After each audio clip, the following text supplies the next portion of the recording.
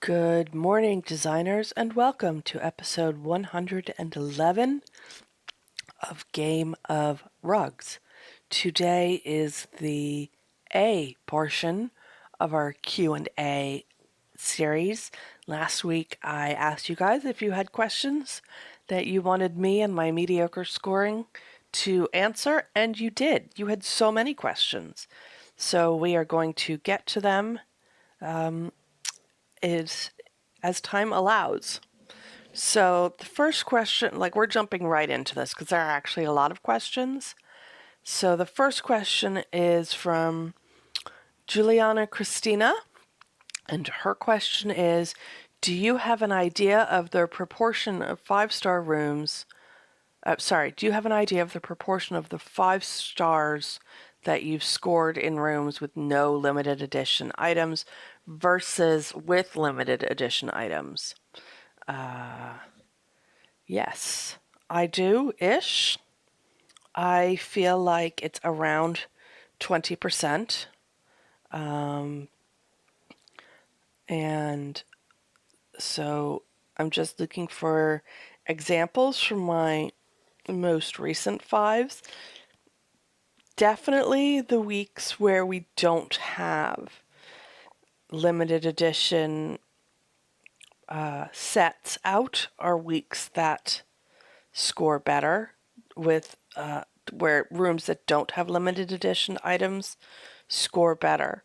I also have a habit of thinking that rooms are that have gotten 5 stars may not use limited edition items when they do.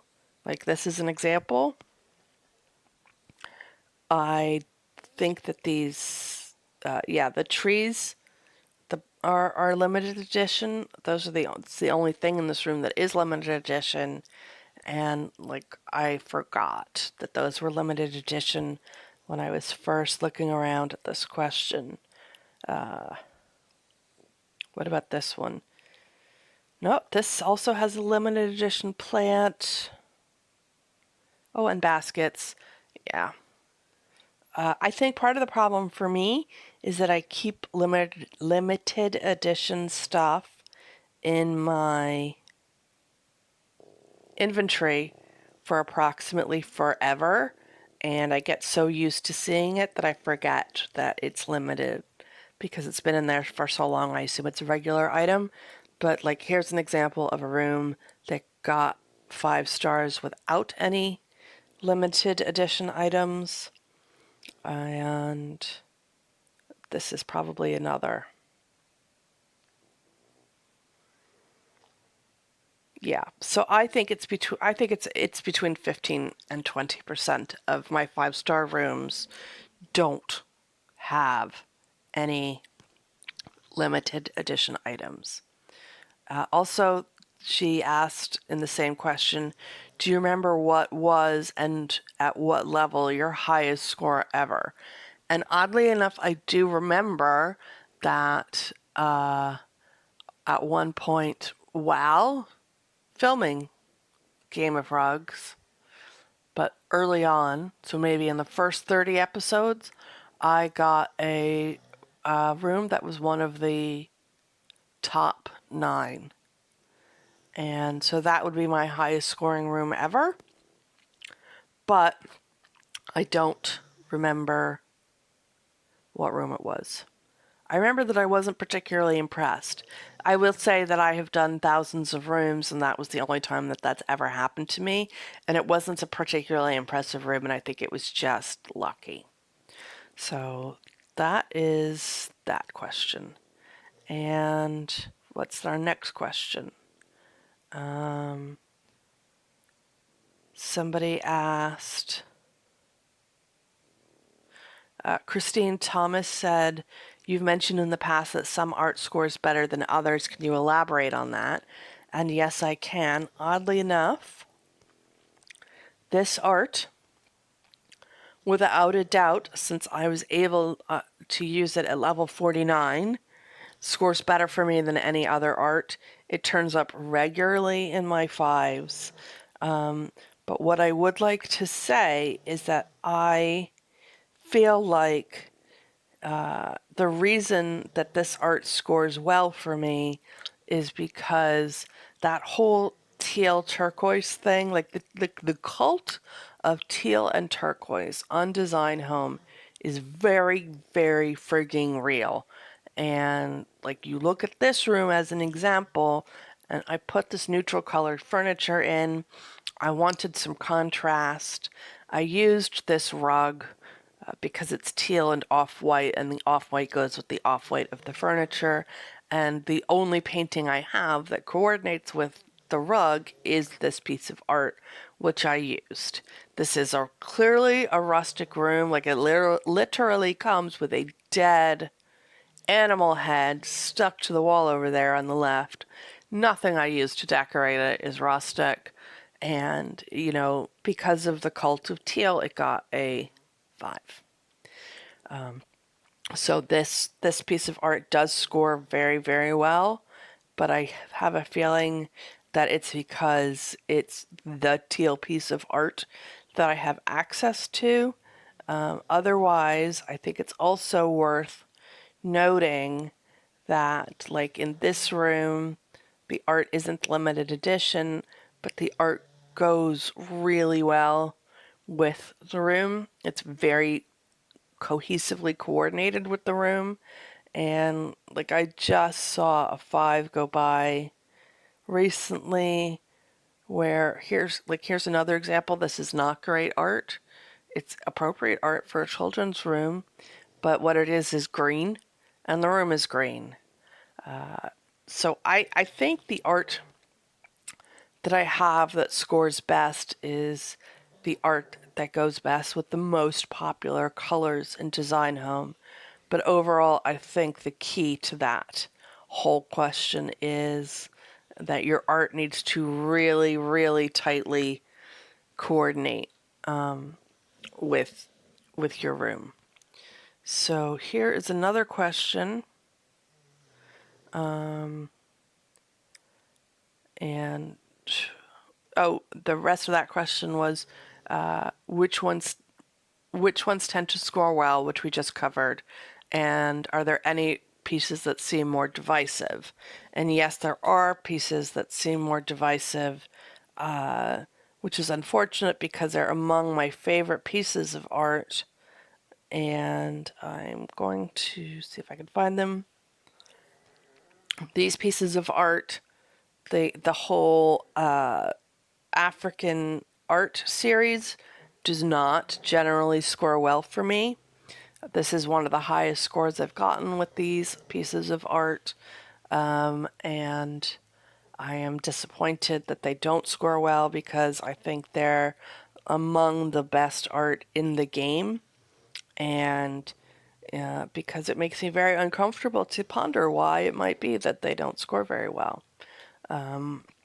We can have another conversation about that another time. I don't really feel like having the internet come for me this week, so we're not talking about that right now. So somebody asked about the fruit paintings. What are your thoughts on using fruit paintings? They belong at best only in dining rooms. So that was Cleo. And I again go back to my previous answer. It's of all the fruit painting art, these pears are definitely the best in terms of just the art itself. I don't think that at best they belong only in dining rooms. I do. I like them in rooms where you can see the kitchen, but I do use them. Like you can see, I use them in this room. I use them for yellow art, and I have scored decently using these pieces outside of it's not great art. Nobody's trying to convince you that it's great art. It's not. It's terrible. It's terrible art. But I am on a crusade to use all of the art, all of my leveling up art that I got in my inventory. And so I use them when I can, when I think that a room is going to score okay with them. Now, granted, that is very frickin' rarely, but I do think that they can be used in kids' rooms. I do. Oh my gosh, look. It's another 5 with that art. But also, it's another room where that underscores the point that it's not about the quality of the art, it's about how well the art coordinates with the room.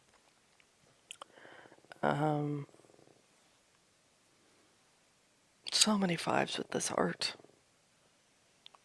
All on that turquoise theme. So, like, I don't really like these. I actually like the animal art, the animal prints, possibly less than the fruit art. But they definitely go in kids' rooms. I think the fruit art also goes well in kids' rooms, and that's an appropriate place to use them. Those pieces. I don't. Oh, look, it's another lousy score with the African art pieces. I'm sorry, I'm looking for examples of rooms where I've used the art or the fruit pieces, but I don't have a lot of examples of that because they are hard to use. I think they can go in kids' rooms and I think they can go outdoors. Okay, so questions. Next question. What level up arts are your favorites? Also, okay, so in terms of leveling up, I remember when I started Game of Rugs,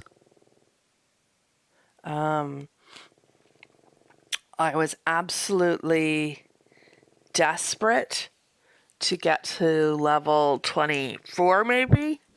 There are entire episodes at the beginning of this where all I wanted was to get to level 24 or 26. Let's go back and look because there's a long old stretch in the mornings there where you're waiting for good level art. So I would just like to say that as much as people complain about how long it takes to level up to good art, some of the art from the beginning of that you get at the beginning is some of the most useful stuff. So for example, I think the level 2 prizes are really good and useful. I use that basket all the time. I use that horse all the time. I use that the grouping over there on the right. I use all of these pieces for level 2 all of the time still.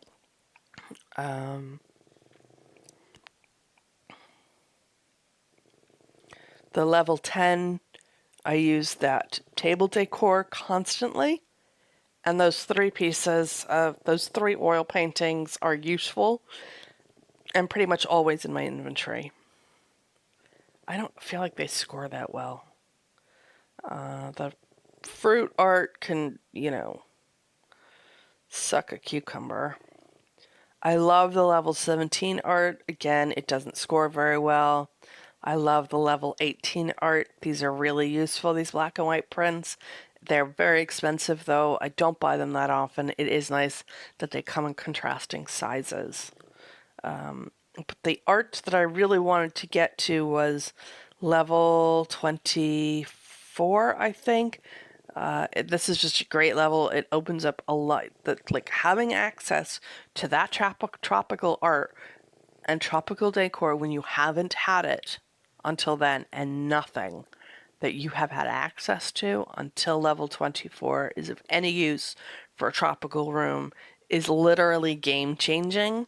And also over there on the left, that thankful print and the tree print behind it are so useful for a rustic design. And the cutout leaf print on the left is like the most neutral thing ever created. And for that reason, it is very, very, very handy. So as far as I'm concerned, level 24 is the level to strive for when you first start out.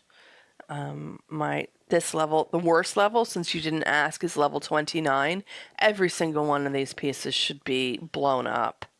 They're the only pieces that make me wish we had a garbage can. My next favorite level is... It's a long old stretch. I love yellow, so level 45 is my favorite, and I do use all of this art all the time. And I just got to... These are also very useful. I will just point out for people who are much higher levels and may not have realized this, it's not until level 49 and these palm leaves that you have access to a piece of art that is gold. So this level is a banner level, and that's about it. I'm on level 51 and it's not great. It's way better than level 52 though, I'll tell you that for nothing. Alright, so in the last few minutes of this episode, what else?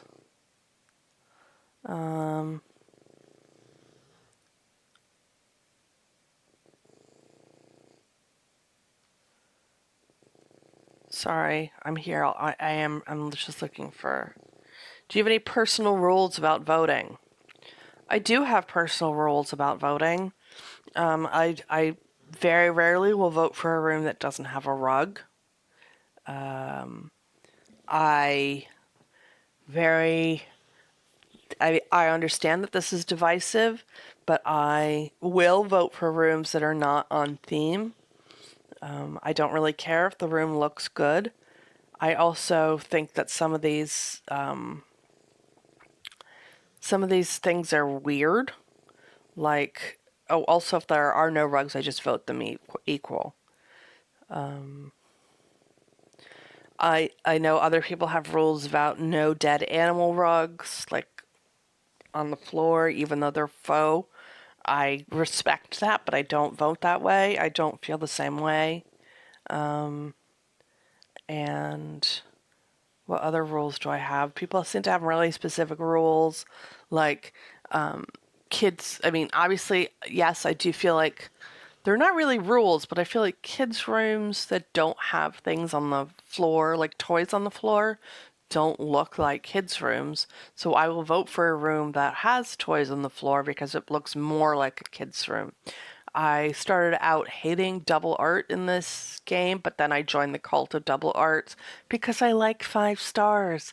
Yes, I sold my soul for diamonds. I mean, people have sold their souls for less. I'm not that worried about it.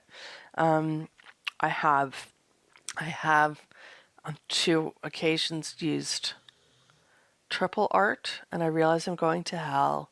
And for the first time ever, I have used, in the last 2 weeks, I've used double clocks twice. And I got a 5 with one of them. To be fair, they were that limited edition. Let's see if I can find them. I got a 5 in this very unsatisfying room that was just a huge shock. Here we go, this one. Those tropical, those round palm leaf things on the back there are actually clocks, but I feel like you can't really see that. You can't see the clock hand, so I wasn't that worried about it. So clearly I don't have a prejudice against double clocks. I do when they look like clocks. Although that's also a lie because not very many days before that I used double clocks in a French dining room and did not score well. I was suitably punished because they were obviously clocks and I should be ashamed, and it was only right that I was sent straight to hell. But I couldn't find anything else to put on the walls. I would have put in the rose, the white modern rose art thing, but that didn't look good. And yeah, I mean, I just was like, okay, fine. I was satisfied with the way the room looked, but I knew it wasn't going to score well because it had obvious double clocks, and nobody should use double clocks. So that is how that happened. So I guess I do have rules, but more than anything, what my rules point out is that my standards are low. And on that note, we are going to wrap up this Q&A session. Thank you very much for sending your questions in. I'm sorry I didn't get to answer more of them, but I try to keep these episodes around 20 minutes in the hopes that someone will watch them. We'll do another round of Q&A in the future. Next week we have a super cool episode coming up about the schedule for limited edition releases and the pricing and what they come with. And so that'll be quite cool. I've been working on that for a month, and I hope that you guys look forward to that. If you would like to see that episode, please become a subscriber. And if you enjoyed this episode, please give it a thumbs up, and I will see you next time on the next episode of Game of Frogs. Bye now.